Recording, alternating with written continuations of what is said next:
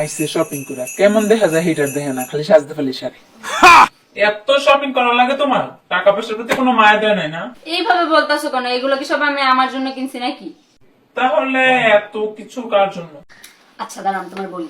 একটা হচ্ছে ওই যে আমাদের প্রতিদিন রান্না টান্না করে দেয় তার জন্য, আর এইটা হচ্ছে ওই যে প্রতিদিন আমাদের ঘর ঝাড়ু দিয়ে দেয়, ঘর মুছা দেয় কষ্ট করে, তার জন্য। আর এটা হচ্ছে ধরো ওই যে আমাদের জামা কাপড় প্রতিদিন ওয়াশ করে দেয়, কষ্ট হয় না বলো, এটা তার জন্য। আর এটা হচ্ছে ধরো আমাদের থালা বাসন ধুয়ে দেয়, তারপর আমাদের যত হাড়ি পাতিল আছে সব মাইজা দেয়, তার জন্য। আমি তো আমার জন্য কিনে দিই, তাই না বলো? সবই ঠিক আছে, কিন্তু কথা হচ্ছে আমাদের ঘরে তো কোনো কাজের লোকই নাই। ওমা, কাজের লোক নাই না?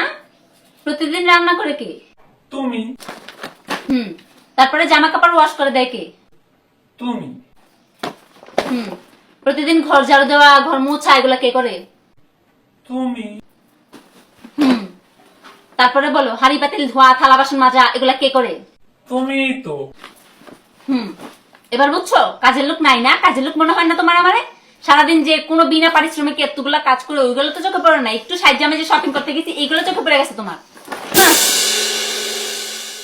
তোমার সংসার আইসে না আমার কোনো লাভ হয়নি, ওটা লসের উপরে লস।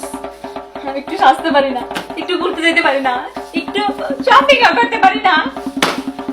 থাকো তুমি তোমার সংসার নিয়ে, আমি গেলাম বাপের বাড়ি।